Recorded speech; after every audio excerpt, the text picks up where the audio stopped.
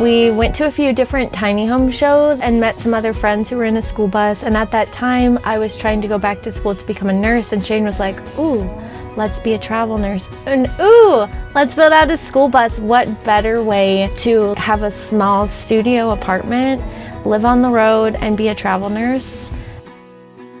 Every time I come home from the hospital, I want to take a nice warm shower. Shane made sure that happens for me. So it's just really nice for us that we have a little studio apartment on wheels now.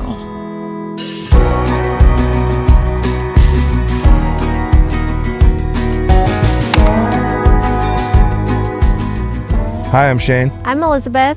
This is our Skoolie, the bee wagon. And we're in Tucson, Arizona. So we've been living in the bee wagon for 3 years now. It took me 2 years of researching and planning to realize the importance of the specialty of this bus. We looked for a long time before we bought one.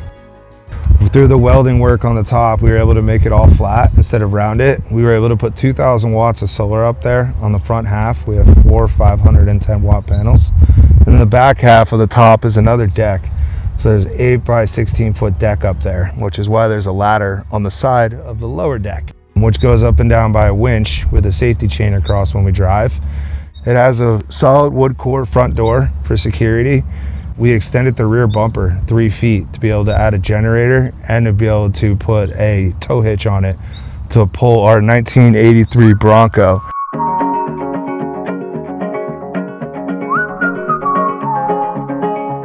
And we also have a newer Toyota Tacoma that we use as an everyday driver, just something a little bit more reliable. Let's go check out the inside.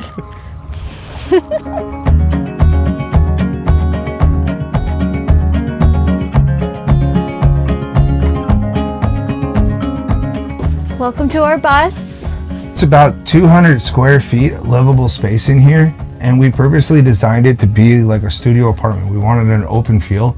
We didn't want walls. It's already a tiny space. We didn't want to make it any tinier. The only wall we have is to our bathroom. And that's because pooping with friends is weird. We live here with our 2 little fur babies, Miss Honeypot and Tuna Fish. So starting in the front of the bus, we have our shoe rack that's up here. Our shoe rack holds all of our shoes. We also have extra storage for our coats and other things. We kept the entire front of the bus original with the original school bus feel. We do have an air horn. That's his favorite part of the bus.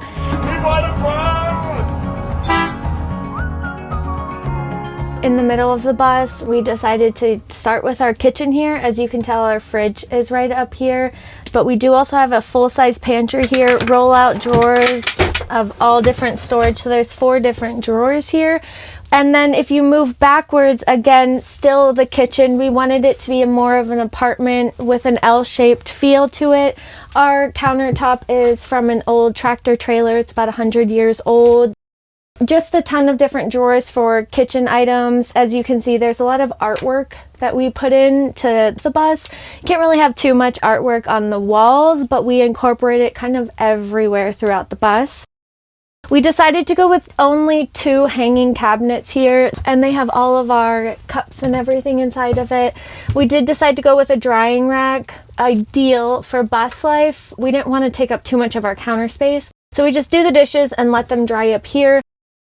32-inch concrete sink. It's heavy, yes, we know, but we absolutely love it. Wouldn't change a thing about it. We wanted a big kitchen sink for washing things, or if Tuna decides to roll in some mud, we give him a little bath in here.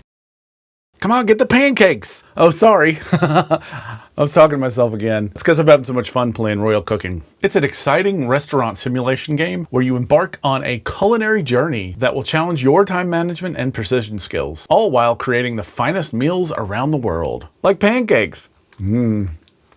But seriously, I like how playing keeps me in the moment. It's easy to play and hard to put down. That's why 500,000 people play Royal Cooking every day. You'll take customer orders, manage your time, and earn coins to invest in your kitchen. I like how you can upgrade your kitchen equipment and ingredients to bring your kitchen a little personal flair. Keep your customers happy to unlock new challenges, and new dishes are being added all the time. The visuals are excellent, with charming restaurant designs and smooth animations. The best part is Royal Cooking is free to download. Ready to prove you're the top chef? Well, the kitchen is waiting. Download Royal Cooking for free and start your culinary journey. See the link in the description below or scan the QR code on the screen. Let's cook!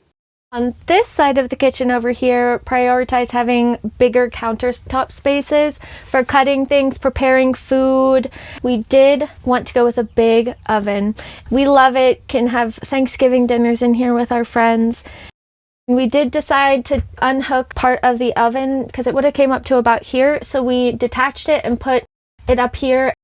It is still wired to the oven. The wires are just hidden in a little channel that's behind the wall, but it still works perfectly fine to turn on the oven.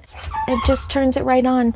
And it all runs off propane, and the propane tank probably lasts us about 6 months. We had it professionally done, so it's underneath the bus right about here, and we just go to a propane place and fill it up. It also works with our water heater as well. And then we do have a little max airflow fan right here in the kitchen. We have another one back in the bathroom. It helps whenever we're cooking in here with ventilation. Small little space to get all the air out. We also have a cool little spice rack that pulls out. It pulls out a lot farther, but it's very functional. Everything has a purpose. You kind of have to have a lot of hooks for things, and everything has a space.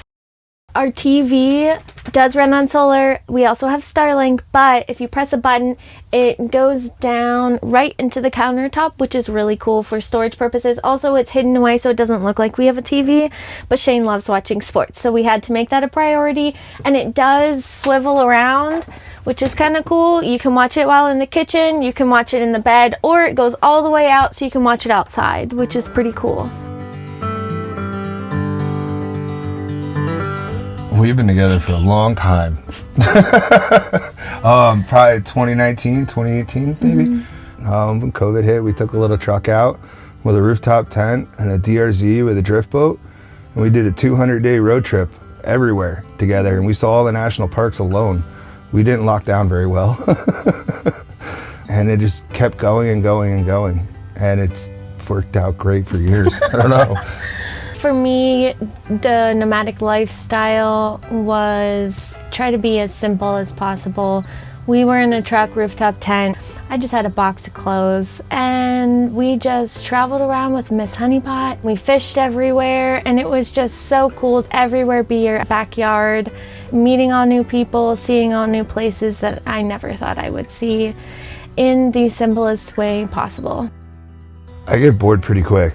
I like new. I like finding something new, something fun. It's exhilarating to me. I tend to switch things pretty quick when it comes to the way I live, when it comes to life and places. And not my wife, this one's there forever, but that's pretty much the only commitment I can make. It's really fun traveling. It's really fun seeing the world this way. I'd rather do it young now when we still can. We're able to walk around, we're able to move, we're able to do cool things still. And it's not always gonna be that way. You get older quick. I grew up on the Jersey Shore, but raised a lot of my life in Vermont. I learned how to swing a hammer at a young age. My father taught me when I was a kid. We rebuilt a house together, and it kind of just stuck. For the last probably closer to 12 years now, I've built the infrastructure to events. I was a heavy equipment operator, but also a carpenter. I built all the obstacles for the Spartan Race series. We did X Games, Dew Tour, Rebel Rampage. It was a great job. It was fun. We got to see the world on someone else's dollar. We got to learn a lot about how life works and how being all over the country is a possible thing. You don't have to just stay in one area. My newest hobby seems to be buy and flip older cars. Right now I have one, but I don't think I'm going to sell it because I like it so much. We have a 1983 Bronco, and I redid all the gaskets and the motors. That was my project this summer in Montana. That's how I stayed busy all summer. It runs like a top now. I love it so much I don't want to sell it. From Pennsylvania originally. I'm a travel nurse, so traveling around to all different states, meeting all new people is really, really fun. and we get to do it in our home. So this is the middle of the bus. We did decide to have a little bit of a couch here. We can sit and watch TV. You can also sit and pull up our little table that we have here, which is really nice to eat here. But we also, again, wanted it as an open feel. So if Shane's sitting here, I can sit there. We can have friends kind of sitting wherever. The seating also has another purpose. We have a deep freezer under here. And then we have mostly our dog food in this other part. They just lift up. Very easy, again, simple. And then our curtains are also purposeful. We wanted it a little bit warmer. It provides privacy for us as well as a cute little touch.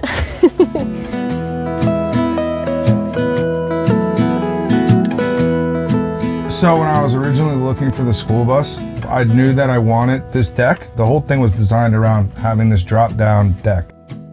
One of the things I was looking for was a handicapped school bus, primarily one with the middle of the bus. Most of them come towards the back or towards the front. I needed one in the middle. That's how we got one. It's literally just the original door with some nice facing on it. We have our little wood stove in here that we use often. It's the only heat source in the bus outside of the mini split, but we've actually never used the mini split for that. Store all the wood in here. This is also a tuner ramp that goes up to the bed, but it's also a splitting maul. So that's where I turn the chunks of wood into stuff small enough that would fit in there. Probably the coldest we've seen is about -20 on the eastern front of Colorado. And inside the school bus, it stayed about 72, 73. It's always comfortable in here. We're never cold. Everything has two purposes. This awesome little cooking island isn't just a giant piece of countertop for to prep on and for us to cook on. It also has built-in drawers. So it's all slide-out drawers on this side that come in and out, filled with all of our clothes and all of our other stuff. So they're deep, they're long, it's pretty awesome. The dog home down here, which was something that was really important to me, was I built into the bed was a little spot for the dogs to go. And they love it. So they all curl up in there for the night. The whole bed does pick up like that. There's a big storage, oversized storage container in the corner. But like everything else, there's drawers. So it all slides out to big dresser drawers, all filled with all of our stuff all the way down. There's 6 more of those. The bed was, I wanted it to be no walls like everything else. I wanted to be able to sit in the bed and relax after a long day's work while one of us was cooking, but still be in the same room.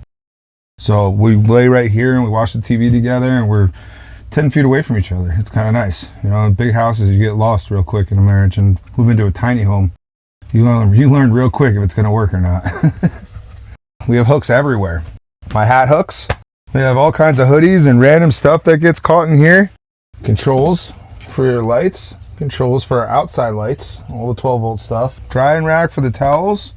You really can't have any empty space in a bus because you have such little space to work with. To make it feel open was a challenge, but it worked out well for us. We did it. I feel this space is ideal for Elizabeth and I. I love it. And this is probably the most comfortable house I've ever lived in. I'm not gonna lie, it feels like home when you come in here. It's a little log cabin on wheels. Waking up inside this bus every day, Elizabeth and I look at it and go, we don't owe $1 on our house. It's pretty awesome. One of my main points of doing this school bus the way we did it was I didn't want wheel wells. So we were able to get this hallway that came down and into the bathroom here. Behind me over here is a shower and a composting toilet. We have our own separate sink, all this storage for bathroom stuff. The other thing we were able to add, which is pretty cool, is our laundry chute. That's the one thing you don't think about when you're in a tiny home. All the laundry on the floor or anything like that, it all goes right into there. This is a garage in the back that I built. There's a laundry basket right here. So it all just collects in there and then you hide it. Boom, forgotten about. So to the left of me here, we have the shower and the compost and toilet. And this is pretty much the only spot on the bus that I can't stand up in. Taking a shower in a school bus, you wouldn't think would be comfortable, but it is. It's the only spot on the bus that I cut the floor out. I got a floor pan out so I could drop in a shower. So I could actually stand up in there. Like I can't stand up here, but I can stand up in there. And here I am standing in a shower. I'm comfortably doing it. I'm 6 foot plus tall, 215 pounds. And I'm fitting in a school bus shower without a problem. It's pretty awesome.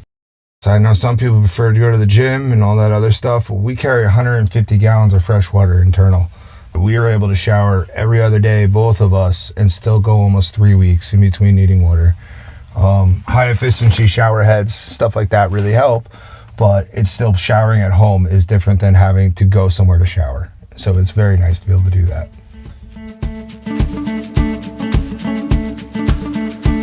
We were living in a tiny studio apartment in Denver. I took 2 years studying just to build this bus. 2 years of planning and then 6 months of building.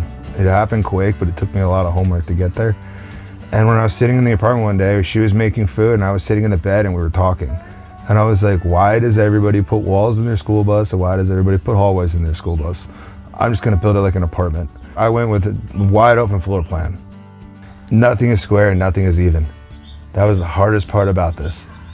Yeah, before building this bus, I did definitely have some background in a lot of different trades. A lot of it was self-taught, a lot of it was learned, but the University of YouTube is a real place. You can go there and learn just about anything you want to learn if you can feed through all the information. Some of it's good, some of it's bad. So we did this build in 6 months. We had to have it done by our wedding, which is in September, and I believe I started the end of March, early April. And we just went to town 7 days a week, 12 hours a day. I did it every day. Elizabeth worked at the hospital 3 days a week, and on her days off, she would come here with me. She did all of the painting, interior and exterior, and I did all the carpentry. And together we were able to knock it out quickly. And we had it done by our goal. We drove this up to our wedding. We got married in Jackson Hole with a really small wedding. Our honeymoon too was awesome after it. We traveled for 14 days with a group of friends. They rented RVs to come up to our wedding, and we all traveled around as a little pack for a honeymoon together with a bunch of friends we hadn't seen in a long time, and it was a blast. This is a 32-foot Bluebird International School Bus with a 5.9 24-valve Cummins, so I could find auto parts for it anywhere in America. Paired up with a very rare transmission, so it climbs and goes down hills, awesome. Air ride suspension, front and back, so it lifts up, no wheel wells. These were all things that I was looking for, and I looked for 2 years for that, and I found this one in Salt Lake City. I think we picked it up for about $5,000. Total cost for us, I'd say it was about 45 grand. That included the welding, spray foam, any tools that Shane needed, all the appliances, woodwork, paint, everything like that, and the solar system. Almost everything in this bus came from Facebook Marketplace or Craigslist. So we did a lot of shopping to find it all pretty affordably, and we did almost everything ourselves. We paid for 2 things to get done, the 2 things that could kill you: spray foam and propane. We kind of travel around wherever I find a contract for the hospital, but we have really no idea where we're going. We kind of just roll with it. I accept a job and we're like, all right, let's pack up and let's move up to Washington. We never really know where we're going, but we're always willing to go wherever they need help at the hospital. And also if it's in a cool place, it's also a bonus. Right now, we're currently on some state trust land in southern Arizona. It's February 14th. It's going to be 71 degrees today. Pretty nice. We have some free land down here. You can only stay on it for 14 days in a row. So we have some options and we bounce around pretty good. It's really fun. Right now where we're parked, we're probably 20 minutes from the hospital, but we've been as far as 30 or 40, sometimes an hour even. We try to stay closer. We try to avoid parking lots. We have 3 different vehicles in this convoy. We flat tow the Bronco behind the bus. The bus doesn't even feel it, it's awesome. Elizabeth drives the Tacoma up behind us. We both have walkie-talkies. We don't drive long days. We just kind of plan out how long it's gonna take to get there and say, all right, I wanna drive 4 or 5 hours a day, and just stop often and take it nice and easy. So my favorite part and my biggest challenge I've found are actually the same. It's how often you find new friends, how often you meet new groups of people, and then all of a sudden you gotta leave. And you're like, man, I wish I could hang out with these people for a couple more months. And we find that often. I find new people, and they're most of the time, people we meet on the road are awesome. The hardest part of nomadic life for me was getting used to conserving things a little bit better. Really realizing how much power we're using, how much water we're using. And it's just also kind of cool to think about, like, you don't need that much to survive. This just makes us so happy. So it's cool to realizing that our bus is running off solar. All we have for heat is a wood stove. We're living the best life that we can. Our plans are actually growing and changing quickly. Elizabeth wants to go back to school. Elizabeth wants to become a nurse anesthetist, and I'm fully supporting it. Let's go. So we're gonna go back to Denver from here and do 1 year there because she needs some ICU experience before she can get into the school. She needs 2 years of it. And in order to travel as an ICU nurse, you have to have 1 year experience. So we're gonna go to Denver. We picked Denver because I can work there full time as well. And we'll both work for the year. And then we'll do a travel year again. And then school starts. And when school starts, it's time to buckle down again. But this is also the best part about the tiny home, is we now own our house. We don't have a rent. We don't have any of that now. So we can save all of this, pay for school out of pocket, do all this and make all this reality happen because we built our house. We just own it. It's fun. Thanks for stopping by Tiny House Expedition. I'm Alexis. And I'm Christian, and this is our DIY tiny house on our homestead in Oregon. Looking for more tiny inspiration? Watch these videos. But if you're looking for something specific, visit our channel homepage to browse tiny homes by category. And don't forget to subscribe. Hope to see you soon.